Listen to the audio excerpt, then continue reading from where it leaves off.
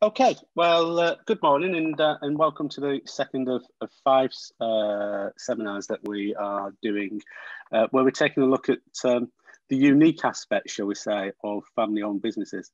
For those of you that weren't on the call last week, my name's Tony Lockwood. I'm an operating partner within Gunnar Cook. And within that, there's operating partners and lawyers, about 300 partners now across the UK and into a number of European countries. And across that sort of cohort of people, we've got extensive experience of working alongside owners of family-owned businesses at all stages of the evolution, from relatively new starts right through to sort of third generation. I don't think we do fourth generation at this stage. But I think the experience that's taught us has highlighted that although family businesses are like any other business, they're quite unique in 5 areas. And before we go into today's session, as I did last week, I just wanted to cover off those 5 areas so that you can start to get the context of what we're doing with these seminars. So the first of those is around sort of profitability and growth.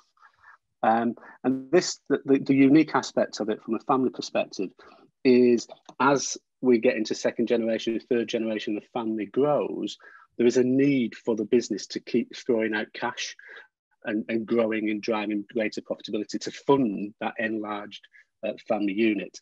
And if that doesn't happen, that can create lots of tensions within the business and across the family that can have a massive impact upon longer-term performance. The second area is what we call, we sort of titled it succession, and that's the focus of today's session. But it's just wider than replacing the top person. It's looking at how do you introduce family members into the business, and the complexity of that, especially when you've got non-family members in leadership roles already. And how do you manage that dynamic to ensure that family and non-family members can coexist and deliver the long-term vision for the business without those sort of conflicts coming into place. And also how you ensure that especially in second generation, one part of the business one part of the family, should I say, isn't taking a more of a leading role than another, because again, that can create tensions. The third area is around strategy and vision. We'll cover that off. I think the next session is in about 3 weeks' time. And that again, focused upon making sure that the vision that the family has of the business and the vision of the business are actually aligned in not going in separate directions. And we've certainly had experience of that, where one part of the business or one part of the family want to take the business one way, whilst another one wants to take it in a slightly different way. And again, the tensions that can create can have a massive impact upon the future success of the business. All of those, as we've been speaking and talking about them, I think I've mentioned conflict a number of times, and that's the subject area of the fourth area. How do you manage the conflict that exists in all businesses when it can get easily spill over into the family? And likewise, if you've got family conflict, how do you ensure that doesn't spill over into the business performance? And the final area that we'll cover, which I think is beginning of May, is governance. And there's a general increased focus upon company governance across all organisations at the moment. But there's, again, making sure that we've got consistent governance processes within family-owned businesses is critical, because all too often you find that there's a rule for the family member and a rule for non-family members. And again, the conflict that can create, and the risk that can create in terms of the organisation is significant. They're all tied together intrinsically, and I'm sure today, when we're talking about the people aspects of family-owned businesses, we'll cover a lot of those areas anyway, because the discussion that we're going to have and the examples that we're going to bring out are definitely covering a number of those areas. But we'll go focus upon each one individually, but as I say, that's not to the exclusion. We'll talk about conflict and how we can manage conflict in this one and probably future ones as well. As I said earlier, just as people were joining, The one that we did last week was more of a traditional presentation of material and lots of slides and thoughts around sort of marketing and profitability. This is very interactive. We don't even have a slide to show you. So it's a discussion. There's 3 people who are sort of leading the discussion, but like I said, we're only leading it. It's very much. We want you to get involved as much as possible, to bring out your examples and to bring out your questions, because we've all got experiences, and actually I think everyone can learn from each other's experience. Both last week's and this week's session, we've been supported by members of the Liberty Group. The Liberty Group, under separate brands, provide experienced people into specialist operational roles on a part-time basis. So last week we had the Marketing Centre that provide marketing directors, and today I'm delighted to be supported by People's Puzzles, who provide HR directors, and a perfect partner for today's session, because a lot of the areas that we're going to cover have got significant human relations in aspects. Like ourselves, they have vast experience of working in family-owned businesses, helping them to overcome many challenges and take advantage of the opportunities that this form of business presents. And although the session today is called is entitled Succession, as I said, we are intending to discuss this in the widest context, and we'll cover off more general people-related challenges. Very much focused upon providing real insights into how client organisations have faced up to these challenges and come out the other side stronger and with a more focused team. I think Helen mentioned at the start, we go and record this session for people that can't make it, or if you've got to drop out. It's key that we do say anything that we discuss on this remains on this, so we'll have Chatham House rules. So if there's anything that you discussed that you wouldn't want to go out on the recording, let us know. We can edit it out before we release the recording. So you're free to have an open and honest discussion today. It will stay within this room, but as I say, if there's anything that you don't want to be released, let us know, and we'll edit it out. So without further ado, let me move on to today's session. I'm delighted to be joined by Deborah and Kerry, who are regional directors of People Puzzles, who will lead the initial discussion. But as I say, it is a discussion, so feel free to put your hand up, make yourself noticeable, and we'll come and get your comments or questions as we go along. So Deborah, do you want to take over? Brilliant, thank you. Good morning, everyone. So I'm Deborah Lee. I'm the Regional Director for the North West for People Puzzles, and we provide hard-hitting HR superstars to help businesses scale up and increase profit and turnover, and most importantly, to take away the people stress from the CEO or the MD. And today with me, I've got Kerry, who is one of those brilliant superstars. Kerry works in the South, and she has over 20 years HR experience and currently is working with a number of family-owned businesses, so was perfect for today's call. So I've got a few key questions for Kerry, but as Tony says, please feel free to dive in or put something in the chat box. So Kerry, let's start off with, when People Puzzles first arrive at a family-owned business, what sort of things would the people director commonly do? Okay, so to start with, it's all about building the relationship with the owner, manager. So normally what we do is we'd have a preliminary conversation where we'd identify that there is a solid match between People Puzzles and the business. And once we've identified that, we'd go into what we call a discovery phase. So during the discovery, there's various different things we do. So if the business is small enough, then we would interview every member of staff. If the business is bigger, then you'd interview a cross-section, normally definitely the senior managers, management team, and then a cross-section of staff. And within some businesses, I've then added a questionnaire so that I've actually got data from every member. Then what we do is we analyse the data. So we pull out the consistent themes and trends and then present that back to the board. It's presented back in a very transparent way. But when I say a transparent way, we don't breach confidentiality. So if somebody has spoken to me about something and they don't want it fed back, I will feed it back so that the individual isn't compromised. And then from that, we work with the business to pull together a work plan. So what that does is it looks at what we want to focus on in the next 12 months. But it really is a collaborative work plan, looking at what the business wants to achieve. We have areas around strategy, leadership, people. We look at the transactional side, we look at operational and processes, and that gives us a really great plan to work towards. As well as working on that plan, myself as a people director, I'd look to become embedded in that organisation so that you've got that consistent and ongoing relationship. Brilliant. So family dynamics are interesting, we know, especially when there's multi-generational families all in the same business. Talk us through some of what your experience has been. So it's really common to have multi-generational families within a business. And some of the businesses I'm working with currently have 3 generations. I've got others with 2. As Tony said, I've not yet encountered one with 4, but I'm sure it's on its way.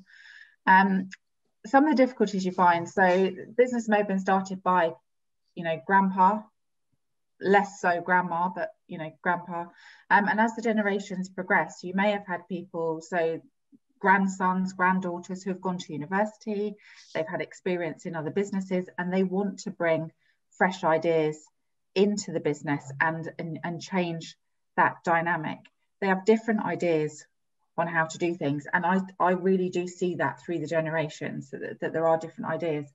And I think for me, the important thing is making sure that each generation has their say, has their input, and collectively decide for the future of the business. Thank you. Succession. I think so. Sorry, Dave. I just share a bit of experience on that one. There's two organisations that we've been involved in. One where the grandfather, in his 80s, set the business up, grown very, very quickly, massively successful business over the last sort of 60 years or so, 55, 60 years. But they're on 3rd generation. Granddad is not retiring properly, but away from the business. So the day-to-day management is primarily now with the grandson, and grandson wanted to make a massive investment in technology to digitalize the business, and obviously needed to get board approval. Grandfather just wasn't up for it. It was like, well, why do we need to do this? And that was preventing the organisation to take the next step. And over the last 2 years, because the granddad's basically refusing to sign it off, the business has now started to retrench, because the competition is moving ahead, because they're taking advantage of the new technologies that are out there. And the other area that I've experienced that quite considerably is in the farming community. So put it out there to see whether or not anybody's had that experience within farming communities. I think that sort of multi-generation is not uncommon in the farming community, and bringing in new ways of working can be quite challenging. I think as well, to lead to your point, Tony, there's the blurring of roles within the senior team. So the example you've given, the grandson wanted to invest some money, but the granddad still had the power to say no. And I do find that really common in family businesses, that there is these blurred lines where someone may want to do something, but you've still got to get it signed off by somebody else. And certainly for us, one of the things we would do is go in and try and work with that business to have almost key areas. So you focus on this, that's your responsibility, because then it gives everybody an element of ownership and decision making.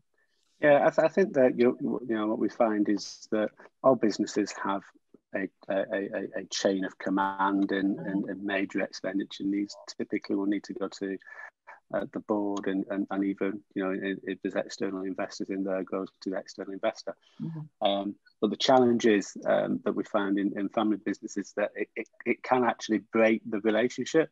So there's another firm that we're involved in where it's a father and son, and they don't talk to each other anymore. Their personal relationships completely broken down, but they are still running a business together. And it's a nightmare for all the people that work for them to get anything done.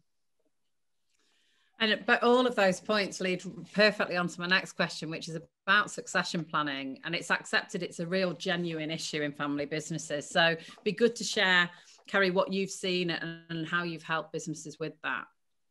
You see a myriad of issues with succession planning in family businesses, and especially where you may have siblings. So there's a family business I work with has 3 siblings all operating at board level. They've actually got it nailed quite well, but quite often you do see either a reluctance for one person to step forward. So it may be if you've got 3-4 siblings, that they don't actually want to pick almost a managing director out of that, because that's quite a difficult conversation to have. Or conversely, they all want to take the lead. So for me, it's about getting into the business and working with the people's skill set. So looking at, okay, so what are you good at? Let's put you not into that box. That sounds really bad, doesn't it? But let's put you into this area. So it could be marketing, it could be HR, it could be finance, and really play to their strengths. And the other thing that we do really well is where we have the example of, third or first generation not wanting to step back, it's almost working in that coaching capacity to help that individual take a step back and then help the younger generations step forward. Brilliant. So I'm sure a few of you will have heard this statement, but I've heard it a few times in different ways, that decisions that are made around the board table in a family business are often undone, either over the dinner table or just because the family all stay late and work late. And some of those decisions that have been made and agreed actually get undone. Have either of you had any experience of that? Yeah, so I've had experience where, and I've been party to it. I've been in a board meeting, we've all agreed which way we're going to go. And then 3 days later, you start to think, am I going mad? There seems to have been a bit of a U-turn here. So yeah, absolutely. You do find that. And I think key is drawing the line. So almost having that agreement that what we discuss within the business stays within the business, and we don't then go and undo it outside. And I think this is especially prevalent where you have a mix of family and non-family on the senior team, because that naturally creates a disconnect, because as a non-family member coming in, you think, well, is there a secret culture here that I'm not aware of? I thought we were going this way. It's that, and they're not secret conversations, but it comes across as a secret conversation. I've also had examples where you have almost a family culture and then a business culture. So one of the businesses I work with, the family very much finish each other's sentences. And that's very natural because you're a family, but it's how you cross into business and say, okay, well, when we're at work, we're not going to do that. Tony, I don't know if you've seen.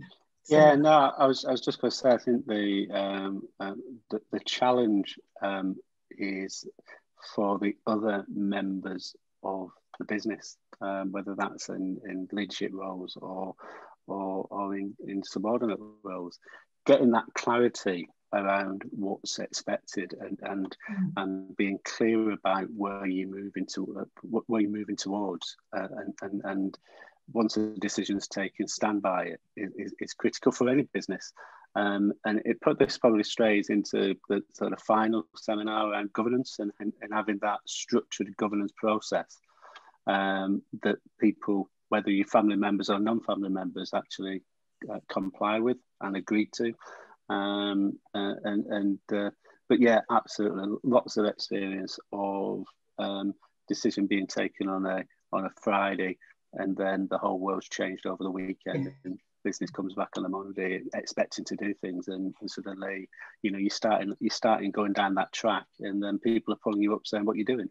We're not doing that anymore, and the frustration that creates and the challenge that creates can be immense. Right. So, Kerry, just share with everyone what you think makes the biggest difference to our family-owned clients from a strategic people perspective. What things really sort of move the business on and maybe move some of that teamwork on? So for me, it's about clear accountability. I think we've talked about that a lot today. I think as well, respecting the difference between family and non-family and how difficult that can be for both parties. It's not just difficult for family members.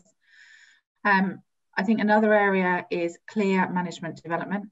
So once we're clear on the accountability, let's look at getting the people developed so that we have an effective structure going forward. The other thing that's really important is effective performance management. And I'm actually working on this with a client currently, where potentially I've got the father doing the performance reviews of his sons, and he feels hugely uncomfortable with it. And it's about unpicking that. And I think, as Edward's already alluded to, looking at the family dynamic, because he's said to me, I've got different relationships with each of my sons, and I don't want my personal relationships to come into my performance reviews. So we've spent a lot of time, a lot of coaching time, looking at, okay, so what do you want to convey? How do you want to convey it? And it's something that as people leaders, we're all really passionate about. So, you know, we all say, adapt your tone for the individual you're dealing with. And then it certainly in a family business, that comes back, well, I don't want to be seen to have a favourite, or I don't want to be seen to be softer. And because he knows his boys inside out, it does make it difficult to treat them the same. So I would say for me, that's fundamental. And especially when you're looking at performance management of family and non-family, I think your consistency there is key. And the other thing we've already talked about, it's that defined culture. You know, you've got to have that consistent business culture that we all sign up to, and that we're all gonna do together.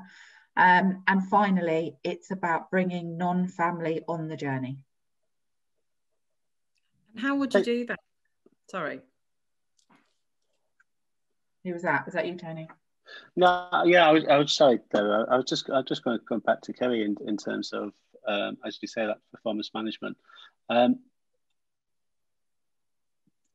is predicated on the back of having very clear KPIs and very clear targets and objectives that are set in the right way. And you know, what's been your experience of that? You know, if you've got that example you've just given, where different relationships with the sons, whether some of those objectives are likely to be weaker or softer, shall we say, for one son than they would be for another. Is that is that what you see as well, or you know, which then leads on to that sort of different way of managing performance? Absolutely, that's what I saw when I went into that business. But over a period of time, we've managed to realign the KPIs and the objectives to make them much more business centric, and more around achievements than personality. But yeah, absolutely, that, you know, that's quite common, that you go into a family business and you do see that. And I guess for me, I love working with family business because that's the caring side of it, where you see the parent knowing what the child is good at, maybe not so good at, and not wanting those difficult conversations. But you have to park that family relationship and look at the business if you want it to scale and move forward. Kerry, I've seen both. Oh, sorry, go on. Kerry, can I add in something from my point of view as well with that? Absolutely. You're absolutely right. And then I would say, and it's been our observation that the rivalry, such an interesting example, the three sons, was it three? Yeah. It's been our observation in our work that the rivalry between the father and the eldest son is often the most intense. And one of the outworkings of that is that the oldest son can often be overlooked in favour of one of the other siblings. But it does seem important to understand that there is this, I mean, it goes all the way back to the Oedipus story, doesn't it? But it is actually a psychological truth that is often the case. Absolutely. And you see that. You've probably seen it so many times in business. One thing I would add actually as well, what I've seen in numerous organisations, and it goes around sort of that sort of performance management perspective. And it's on both sides of the equation really. In some cases, where the family member, non-family member dynamic is that there's a softer target for family members than there is for non-family members. The expectation of non-family members are higher. But equally, what I've also seen, and they both have negative impacts, to be truthful, but what I've also seen is the family member pushing themselves a lot harder to prove themselves against non-family member people. And that can become challenging in terms of managing that dynamic, because they feel that they've got to demonstrate that they're better and worthy of the role within the family business, and that's created some challenges I've found in the past. Have you come across that as well? It's almost the grass is always greener, isn't it? Because those who are non-family always think they're more hard done by because their targets are harder, they don't have that family relationship. But you're so right, Tony. The businesses I work with, the ones that are in the family, do feel that they absolutely have to work harder because it's their family business, and it's almost, I have to prove myself. Yeah. So just a question, is there a difference when the business scales up? So if we think about organisations maybe sub 5 million and over 5 million, it might be more around number of employees or the nature and the sector of the business. But do we think there's a difference as the businesses get bigger? Do some of these issues go away, or? I think some of the issues change. So as the business scales, you do find more non-family around that senior table. And I think it then potentially waters down some of those issues, but I still think they're always there. They're bubbling away, and there is always the feeling of family versus non-family, and it is absolutely about consistency. And I think even more so as the family scales, the consistency becomes much more important. My experience as well on those organisations that have scaled where they've gone into second and third generation is more around where the power lies, because sometimes the shareholding isn't divided up equally, and as it grows and the value of the organisation increases and bigger decisions are made, a lot of the time the decisions are then going back to the shareholders, almost the investors, and that can create a completely separate dynamic, which can be overcome, absolutely, but it's another dynamic. And the third aspect is for those organisations that have grown considerably, 100 million plus, a billion plus type of organisations, of which there are obviously lots, is when you then introduce external funders and external investors. That creates another dynamic, because it's managing that. Well, it was our business, and it's got my name on the front door, but actually maybe external investors own the majority of the stake. And that sort of, not necessarily power struggle, but that sort of changeover of perspective can create different challenges. What's everybody else's experience been?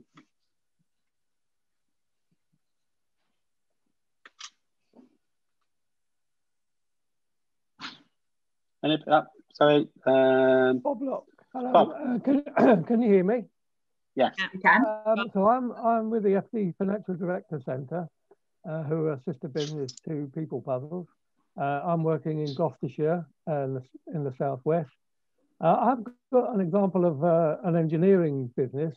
This is a 20-person engineering business. It was run by three brothers, and they all introduced their sons into the company, and all these sons worked together, and they were all fighting each other. There was a lot of rivalry going on, and one of the sons, who was the most skilled engineer, was forced out. They actually fired him, and he was forced out of the company. He started there when he was 16, very skilled engineer, so he left, and he did a bit of work just working for other people, and then he decided to set up his own company. And part of my activity is I've helped to run a business coaching group in Cheltenham, and we've got about 12 members, and he joined our group because He had nobody to talk to. He was lost. His life was, you know, not quite over, but he was very angry.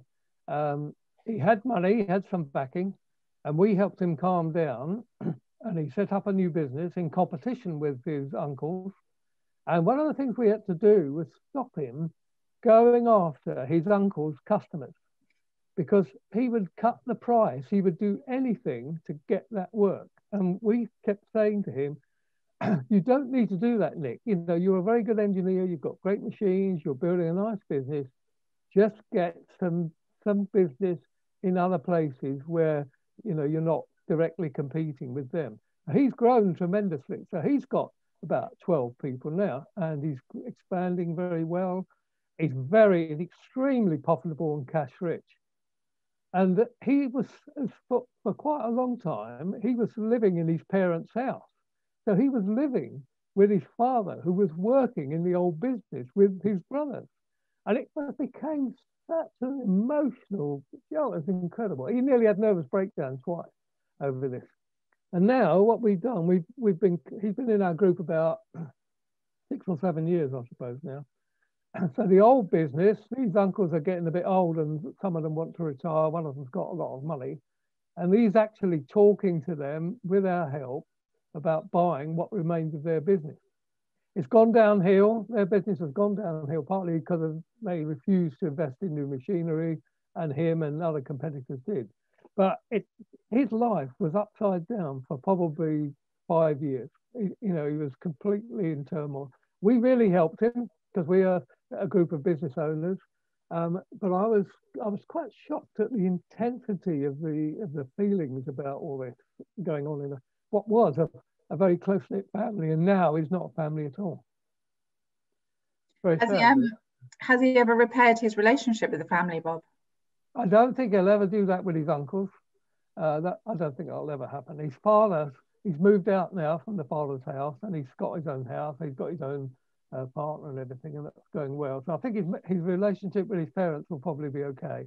But I don't think he'll ever talk to his uncles again about anything, which is quite sad. But it's quite common. It is quite common, I think, because it's like you said, it's all wrapped up. It's all mixed up: business, emotion, family, all that arguments, and they had physical fights.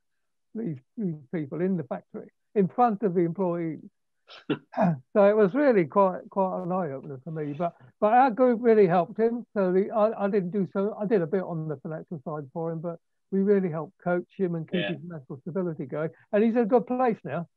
He may not actually buy this company, because we've said to him, look, you can take the customers, probably the ones that are profitable, and that whole business will go broke. Yeah. Well, let them go broke then. Yeah, that's probably their desserts, isn't it? But I think, Bob, that's not uncommon. I've done a lot of work in construction industry over the years, and if you look back on some of the very large construction firms, you can trace them back to one family or a small group of families that, as they've grown, they've gone off and created a competing business. In sort of support services as well, exactly the same. A lot of the higher companies have gone off and created separate businesses, and then over a period of time they've come back together because the original sort of family members wanted to sell out. That sort of separation and then coming back together is not uncommon in the sort of family business world. So before we open it up, see if there's anything else people want to share or discuss, Carrie, is there any one piece of advice that you'd like to give to anyone in a family-owned business? I think for everyone, it's just be mindful. Don't underestimate how difficult this is for all parties. Equally, don't shy away from how difficult it is, because once you get it right, you can absolutely see your business fly. Great, thank you. So, have we got any questions? I can see there's something in the chat box. Remy's got one. Remy, brilliant. Could you want to share? The question I'd like to ask, because I'm a private client lawyer and my specialist area is really wills. So given that, you have the issue of business ownership succession, because we've mainly been talking about, management of the business, but in terms of succession to the business ownership, are there any tips or anything that you would suggest for us private client lawyers who are dealing with wills for business owners? And then the other thing I wanted to ask is, do you actually talk to the business owners and managers actually about mental capacity issues? Because some of these founders are in their 80s, and some of them are starting to lose mental capacity, but don't want to, in some cases, don't want to admit it. And, the question is, what do you suggest and how do you deal with that sort of issue? And would you feel that having a lasting power of attorney to deal with the particular business issues that might, or decisions that person might have to take, not as a director, but as a shareholder? So I just want to have your take on both issues, the wills and mental incapacity. Tony, do you have any experience on that? A little bit of experience, not nowhere near as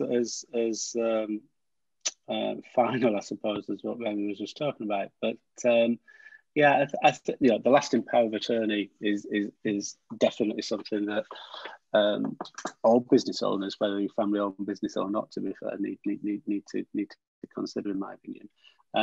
I think from a sort of mental capacity perspective, I think again that's something that when we engage with an organisation, we look at the sort of ownership, we look at the management team, we get clear about where they want to go and what's the vision and what's the strategy for moving forward. And then once you've got that clarity, it's then a case of working with the leaders to understand whether or not they are the right people to help deliver that. One of the areas that we work, or one of the areas that we support organisations in quite heavily, is around non-execs and that independent director on the board that can take a little bit more sort of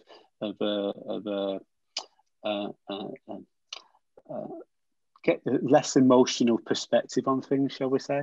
But I think a big part of that mental capacity, certainly in terms of older generation, and it's not exclusive to older generation, as we know, but it's a matter of taking it down to looking at it from a business perspective. Who's the right person to lead the business moving forward and help them to deliver the desired end result. Not too sure whether that answers your question, Remy, but I think big tick on the lasting power of attorney. Absolutely. Remy, could I respond to your question? So we're working with a family business where nothing was talked about in terms of the will until the owner of the business died. There are 3 siblings now in their 60s. It was an absolute hand grenade, that will, with the result that there were fistfights between 60-year-old women, and what should have happened, and we've been brought in at a very difficult stage, what should have happened is really good conversations should have been held at the right time. And if the owner didn't want to hold the conversations, they needed a very strong steer that it was absolutely essential that they held these conversations. And that, and then there wouldn't have been fistfights and there wouldn't have been a hand grenade. So it's really about the right conversations at the right time. I know it's rather a simplistic answer, but I just don't think it can be put off, actually. It's too destructive otherwise. Agreed. Jeremy, you've got your hands up. Yeah, thanks. I'm a business owner, and I have 2 brothers with me who came into the business subsequently. And I also have my 2 sons in the business now.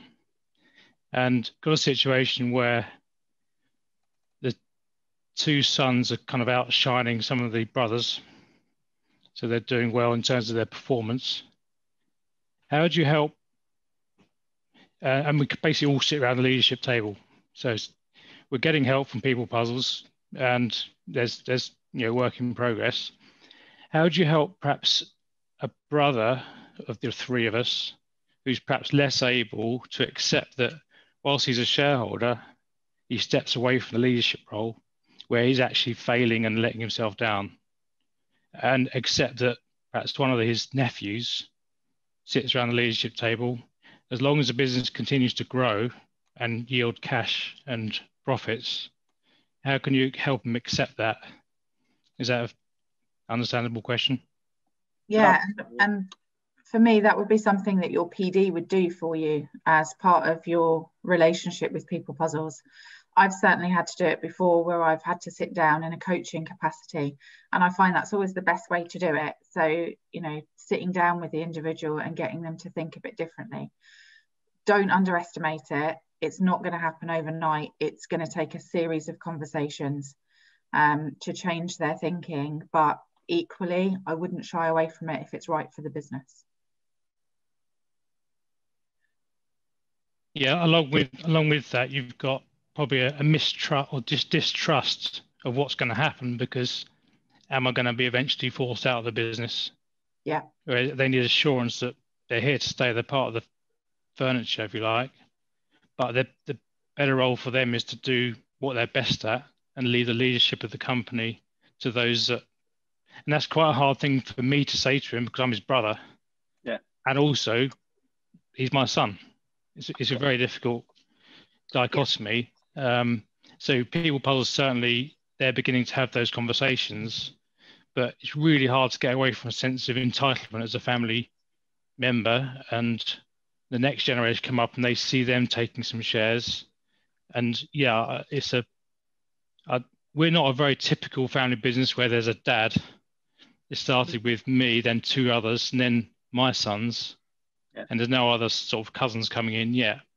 But we just need to fix this before it goes any further, because there's conflict and stuff bubbling underneath, which is not great. So appreciate your comments. I think, Jeremy, as Kerry was saying, having that external perspective is and that external sort of involvement will be critical, so that it doesn't take you out of the equation as such, because ultimately, it sounds like you're the major shareholder, so you've got to make a decision at some stage in the future.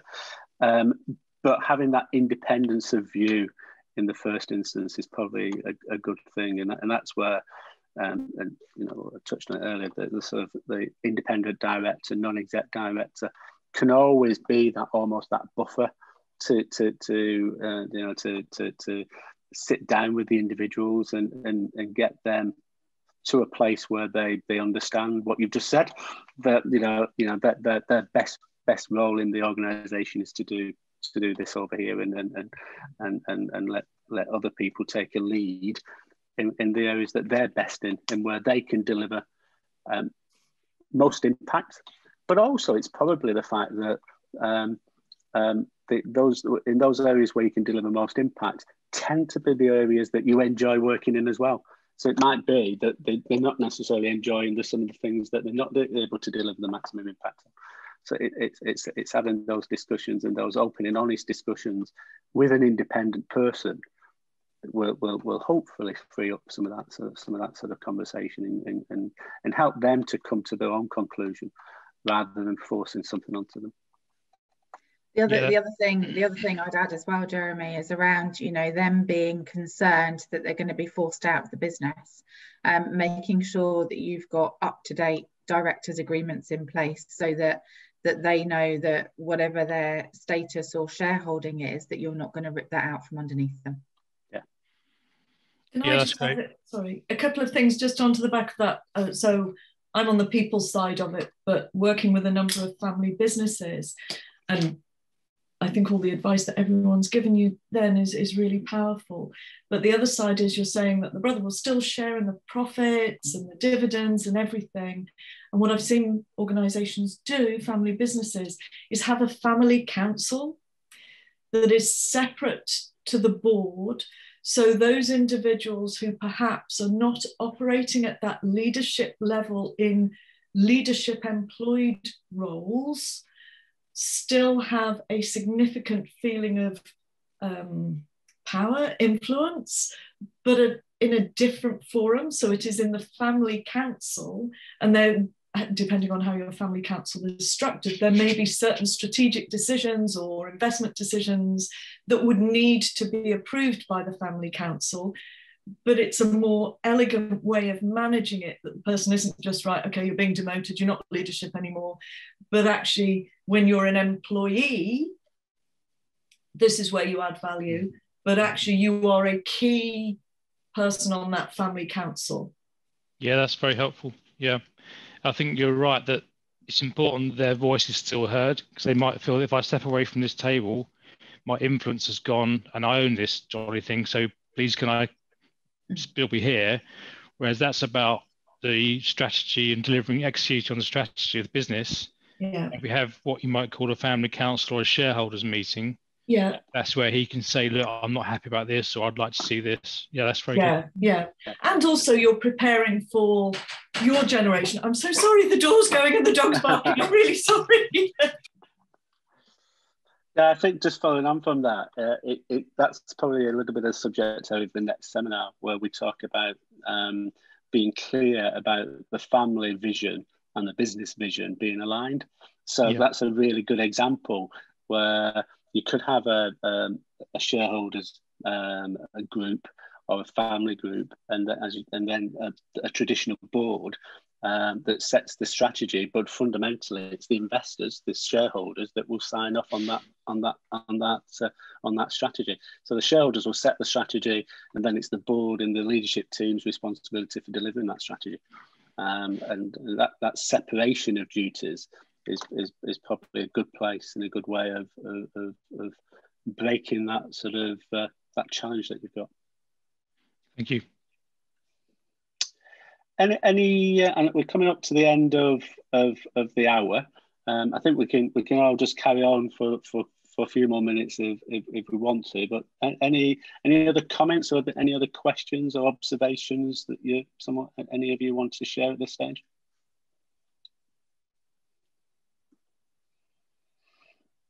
Okay, well, let me take this opportunity to thank Deborah and Kerry for leading on what I think has turned out to be a great discussion. I'm sure there's a number of things that we can take away from that and start to apply or help our clients to apply in businesses right away. I think one lesson, and we touched on it earlier, one lesson that I've learned in dealing with and working with family-owned businesses generally, but family-owned businesses specifically, is the need to align the right person in the right role within roles where they feel most energized and most likely to deliver maximum impact. The challenge always, and we just touched on it, I suppose, is helping that person or those people to understand what those roles are and where they can deliver maximum impact. And there's the tool called the GC Index, which we're accredited in, which delivers that type of insight. So if you're interested, more than happy to take you through that tool, free test, so that you can get a real understanding of what it would mean to you as an individual, to you as part of the team, and the team as part of the organisation and the business as a whole. So that's, it's something that if you're interested, just let me know, DM me or contact us through Helen and stuff. And equally, we're always happy to offer a complimentary 60-minute session if anyone's got a specific circumstance they'd like to discuss. If you'd just like to contact me, there will be follow-up details from us, from both myself and Tony. Absolutely. I think at the start I touched on the 5 core areas that we spoke about. We've also developed a questionnaire. It's 9 questions that can focus on those 5 areas, and we give you an assessment on where the challenges are within your organisation, and a guide on some of the areas that you might want to consider. So we'll send a link to that, including the follow-up email. But finally, thank you each and every one of you for attending and getting involved. it's much more interesting in discussions, I think, than just a standard presentation. So if you haven't already, please do reserve a place on the next 3 sessions. And as I said, and as Deb's just said, if there's anything that you want to cover today, that we've covered today, that you want to explore a little bit deeper, feel free just to touch base with Kerry, myself, or Debs. We'll be delighted to explore things further. But once again, thank you very much, and look forward to seeing you in the next session. Thank you. Cheers, then. Bye-bye.